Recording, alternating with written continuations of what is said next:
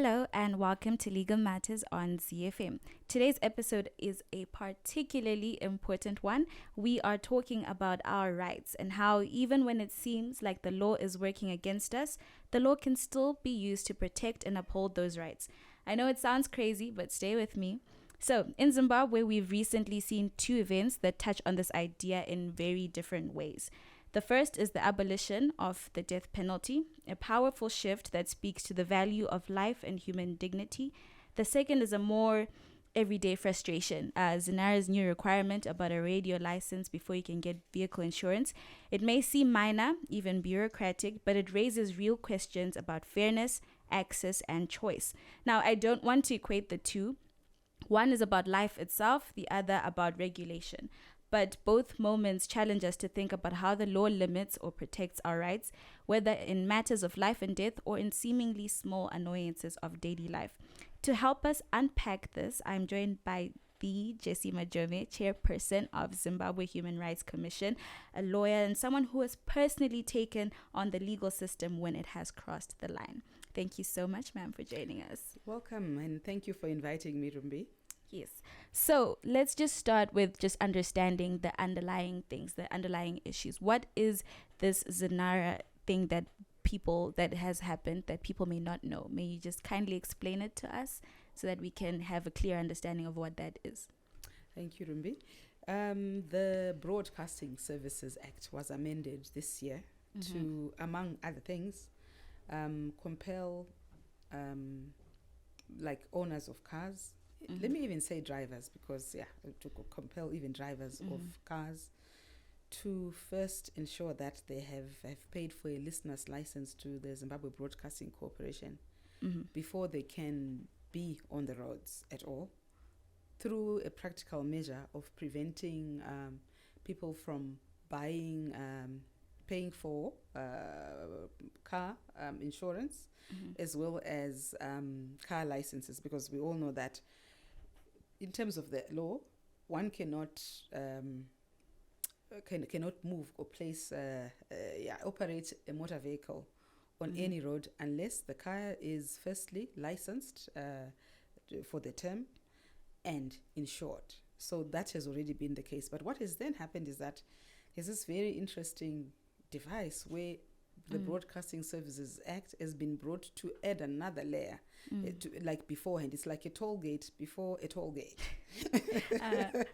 where you first buy a listener's license if you have a car radio.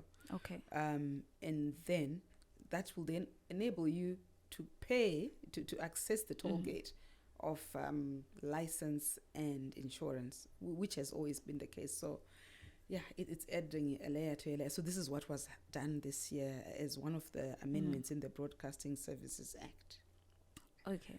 So, ladies and gentlemen, stay with that definition. We are coming back to it. So we want to then now start talking about the abolition of the death penalty. This means that the death penalty in Zimbabwe is no longer a thing that happens. If you commit a crime, you cannot be sentenced to death. Am I right? Am I getting that right? Yes, you cannot be sentenced to death anymore, except I think we can call it a small exception. There are savings in that Death Penalty Abolition Act that would allow the death penalty to be passed in periods of a state of emergency.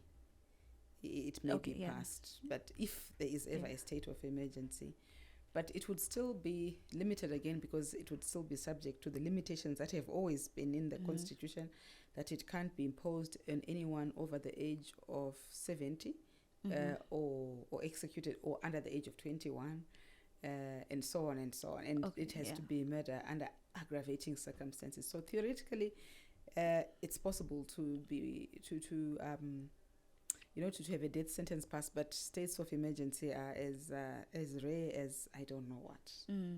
Okay, that's true. So what does that moment mean to you, that change in the legal system? What does that mean to you as someone who has been working in human rights? For me, Rumbi, that change of abolishing the barbaric death penalty has been, I think it's a very proud moment, and proud for what my country, Zimbabwe, has done, because it shows the depths of humanity and the depths of compassion that they are, that we will not allow a human being to take another human being's life in the name of the law, that the law's function is to enforce what is noble and what is good and what is pure, and not what it is that can be an instrument of torture, backwardness, and it's so that's really important. But also, I'm prouder as an African, because guess why, Rumbi? My sense is that, and that's my sincere and profound sense, is that abolishing the death penalty in Zimbabwe has brought us back to where we are, where we have been as Africans, as Zimbabweans.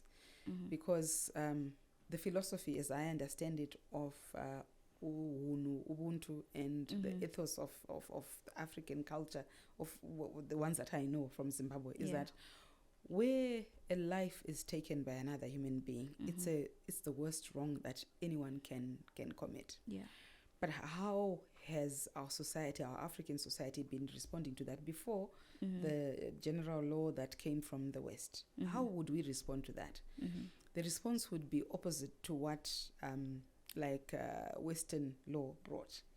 The response to the most grievous harm to another person of taking away a life was not to take away a life, but it was based on that profound understanding that a life is precious.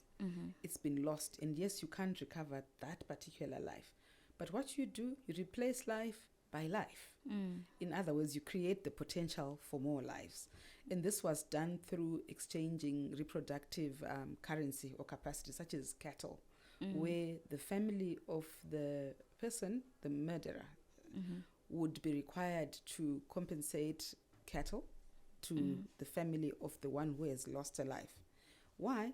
So that those cattle can then be used to marry, to exchange, because to get also reproductive capacity to go to another family and negotiate for another human being to come who is not related to them, who can procreate and reproduce, so that the family lineage goes on. So it was like a totally different way of doing things. In the legal system that we got from the colonial occupiers who are no longer there, life, the taking away of a life is like replaced by life. It's like minus and minus. I wasn't good at maths at school, but it really doesn't make sense. No, it doesn't. But our response was the opposite. So this allows us to get closer back to our own settings. It's to me, it's a decolonialization measure. And it allows us to dig deeper into our humanity and find ways of righting wrongs. No, I think it's very inspiring that our government decided to take that step into solidifying, our culture, as you're saying it. So, but, it had been a long time since the last execution or the last death sentence. Why do you think it took so long for us to get to that space? I think it took so long because sometimes I think a lot of issues get lost in translation. I find it, having been a lawyer for a long time and also sometimes a legal scholar, I find, and also involved in public administration and politics, I find that sometimes in the public discourse, it's very easy for there to be discussions and debates that are not necessarily connected to the reality of who or what we are. Sometimes things get lost in translation, and especially sometimes in the law and in terms of public opinion, because there hasn't been found yet, I think, even in this time, a way of actually saying that public opinion believes and is certain about this, because there's different public opinion. So sometimes in trying to find a position that is either popular or right, there's a lot of second guessing. So has been a belief in some circles that Zimbabweans, open quote, want the death penalty. They will not tolerate. That's what they want. But the thing is, there's never been any measurement. So sometimes it's about voices that are loud and etc. that might be distorted. So I think there was a lot of care, maybe a cautionary approach to removing it, because I remember in the constitution making process that debate was very much alive, and there was also just this assumption that we can't remove the death penalty because there'll be a public outcry because Zimbabweans want. That's a popular view, but that wasn't. So I think that process of trying to find each other for doing the right thing sometimes results in slow progress, because I think it's important to try to debate and try and see to do the right thing, but also move with the public sentiment. So this was very bold to say, look, we haven't been executing people all along, and nobody has been complaining about it, and nobody has been saying, I want to go and do that. I want to go and be the hangman.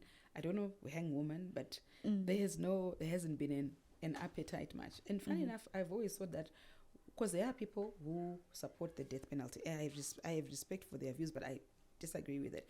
But of the ones that I have debated with, I have not found a single one, Rumbi, who will say, yes, I am going to go and be the executioner. They want somebody else to do it. It's really, it just shows that, the truth lies closer towards not taking another person's life deliberately, especially in the name of the law. Okay, so we are in agreement that was a very bold move, a very brave one. And so what does that mean? What does that say about the ability of the law to evolve?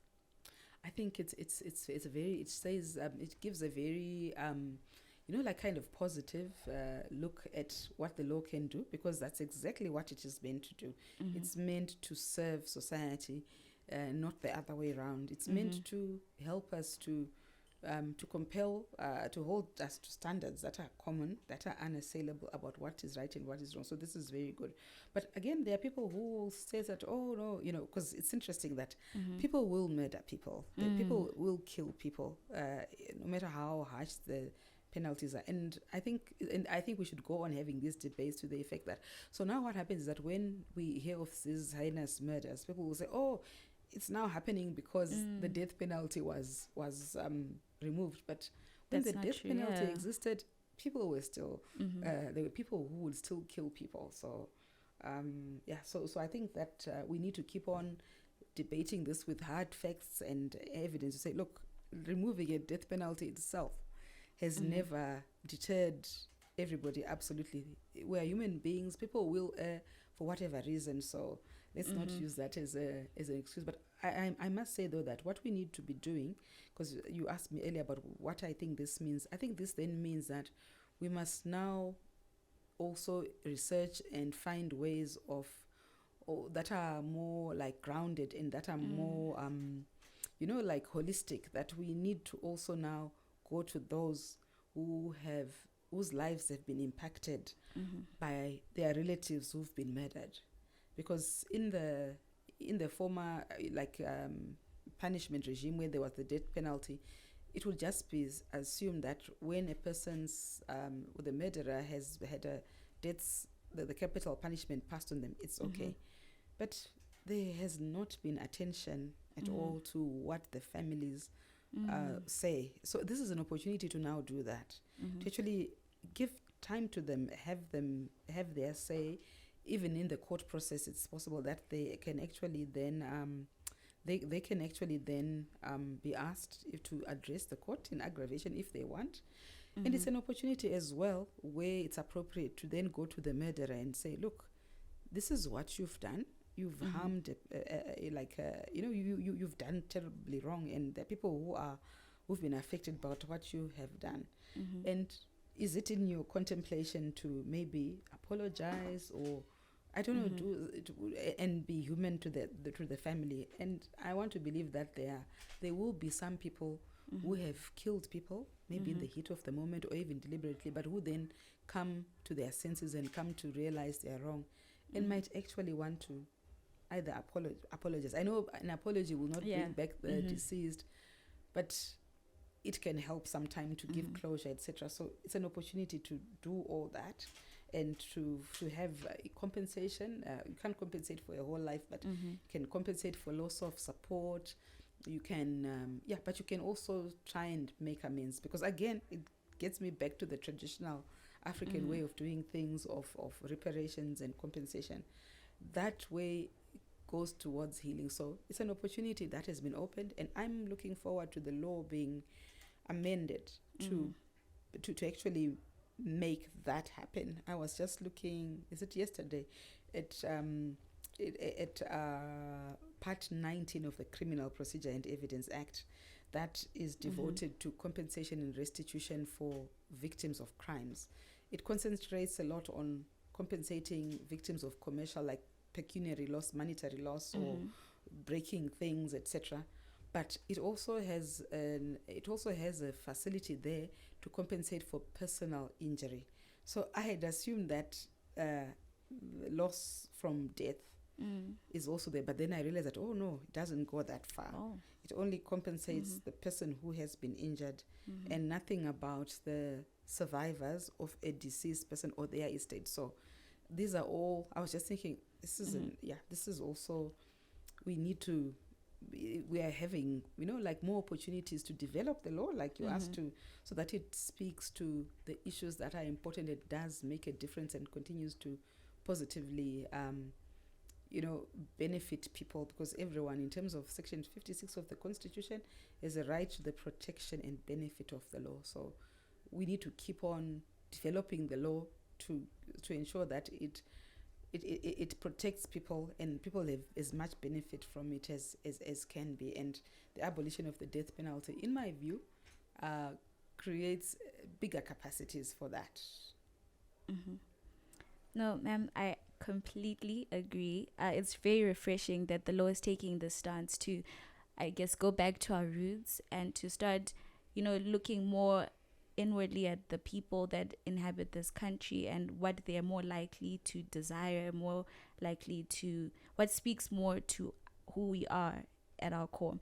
And, the issue of death penalty is one that I believe is still going to be gaining lots of discussion. There's still so much that's going around, and we cannot exhaust this discussion in one sitting. But it's clear that the law is taking a stance of compassion and consideration, and taking steps to address the issues that are very important to the people that it attempts to protect. So, and there's so much room for discussion. And now the death penalty, as we said, is a symbolic issue, but the law also touches on other aspects of our lives that are that may appear smaller and more constant ways. Again, so now we're going back to the issue of the ZINARA license. What's your take on that legal requirement? Does it raise any red flags to you? Crimson and burgundy flags. Okay. Okay. Yeah, that there, I don't think Parliament passed a good law at all. And in my own view, and also my understanding, the role of Parliament in terms of the Constitution is to make laws for the good order, peace and good governance of Zimbabwe. This particular device of taking the law from a different arena and piling a very onerous, a very burdensome condition on motorists is not good law. It violates rights in particular because, and I'm concerned about that, understandably, because our Constitution entrenches fundamental rights. One of them is the freedom of movement. Full stop. If I am additionally required to find money to pay for a license before I can get a car onto the road, that plainly limits my right to freedom of movement. It's like a break, on my freedom of movement, because apart from the fact that the licenses are not cheap at all, it's quite a lot of money. That's an undue infringement on the right to freedom of movement. And this is more so in a country where, in my view, and I'm happy to be persuaded otherwise, where we're in a country that does not have a public transport system. It's not there. So what happens? A mass public transport system. There's no system. What we have is individuals who are doing their best to do their private businesses to get combis onto the road, etc. It's totally up to them. So, and that's not a system. It's private players that are doing it whichever way they can. And as a result of that, the arena is poorly regulated. There's chaos. There is gross danger. Just right now, just a few hours ago, I became aware that a terrible accident has happened today on the Chtungiza Road, and 17 people perished in a commuter omnibus. Yes. And I'm not saying that the driver of that was negligent and so on, but I'm just that's just, there's so many accidents, and we hope that the people who perished today rest in peace. But people, in terms of the statistics, our road carnage in Zimbabwe is one of the highest in the world. I'm told we are second only to the Dominican Republic. I'm actually now very curious as to find out what happens in the Dominican Republic. Why do we have something in common with them? And these are statistics from the World Health Organization in particular, and I can't remember another organization, which is just about 2 or so years ago. But our own statistics from the Zimbabwe Republic Police and from the Ministry of Transport have revealed that our accidents are just appalling. I mean, we lose maybe at least 5 people per day. So our roads are really dangerous. Because we don't, all sorts of things happen in the regulations, the licensing. If you just get onto the road, the way combis drive anyway, it's unsafe, it's dangerous. So we don't have a public transport system. In terms, it's not safe, it's also not reliable, it doesn't go in all sorts of places, and it's very uncomfortable. So this means that anyone who has any money to spare is going to try and buy a car. People are buying cars not because they love to have cars, but because there is no public transport system. So all those people who are doing that because there's no public transport are now having to pay money again for licenses additionally. It's very expensive to get around. It is not right. So it limits freedom of movement because there is no public transport. People are left to their own devices. They have to buy cars. But now it's like a trap that, okay, let's get money from you. It's to pay for a public broadcaster who, in terms of the Constitution, again, there's the right to freedom of media and expression in the media, and that's in terms of Section 61 of the Constitution.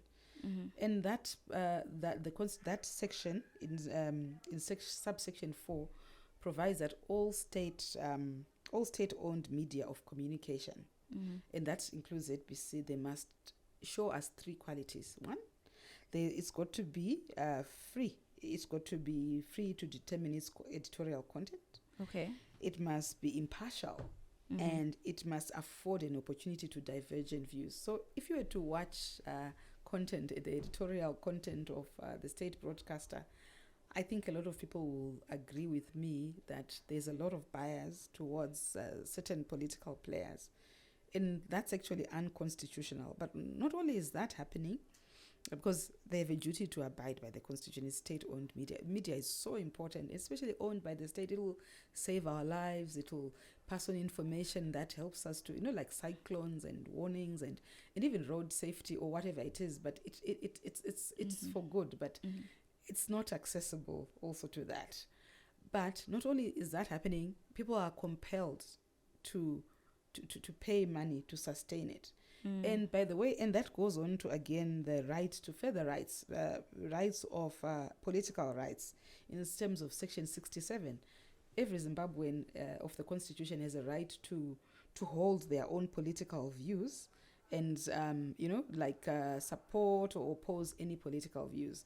So there are people who don't agree with the editorial, with the, how can I call it, with the political thinking or organization or party that the state-funded broadcaster predominantly, how can I call it, acts as a publicity and a public relations arm of it.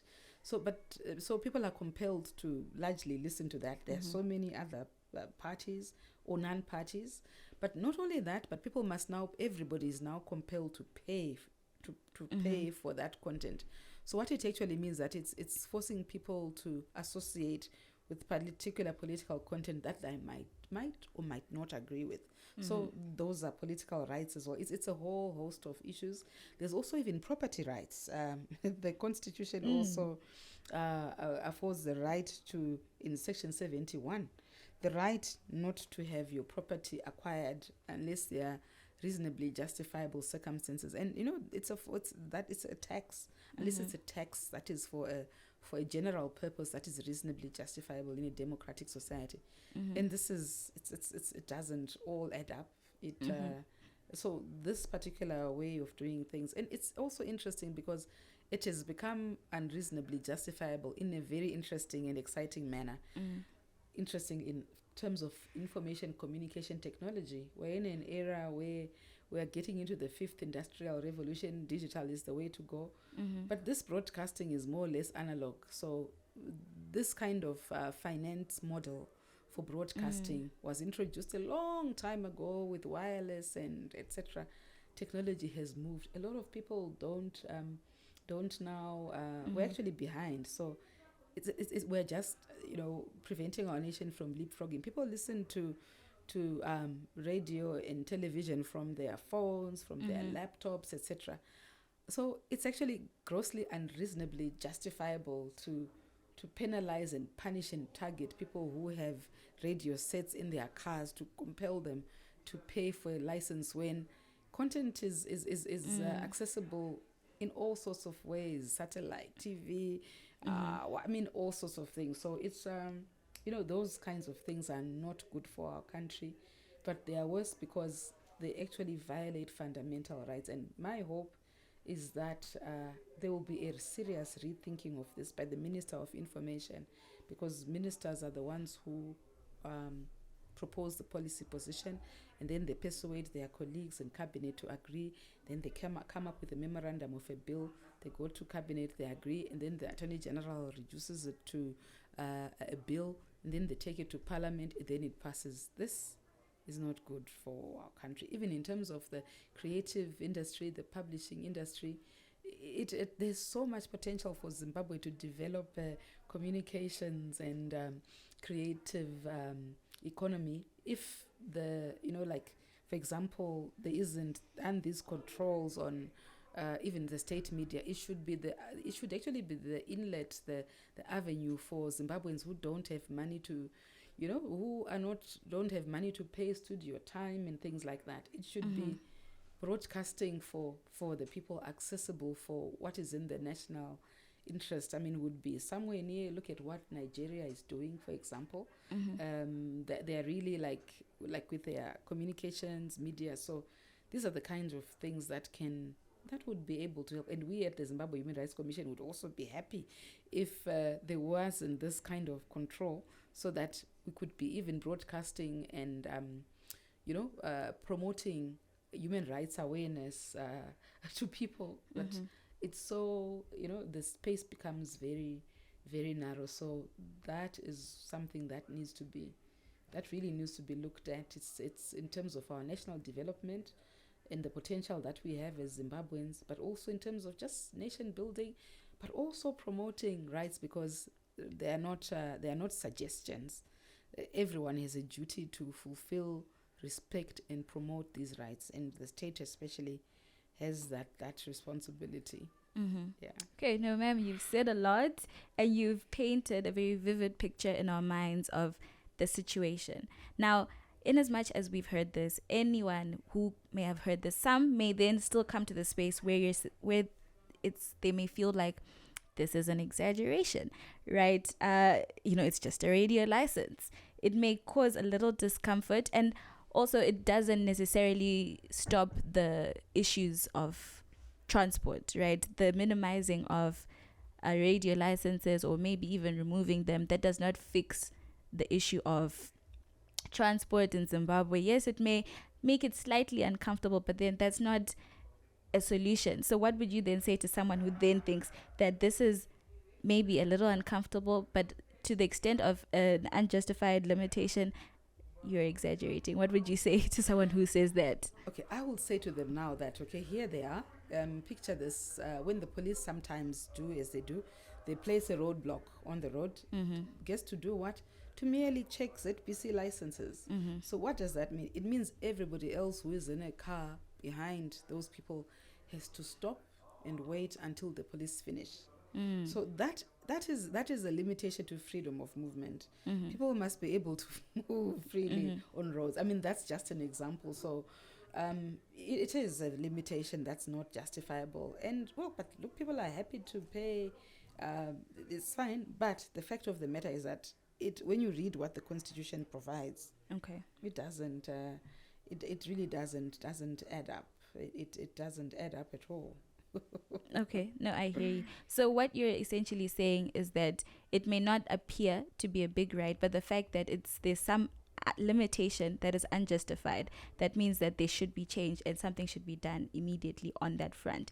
That it doesn't matter that it may not fix the other bigger issues that are going on in the world, in our country, but the fact that there's something that can be done and something that was done maybe unnecessarily, that should change. Absolutely.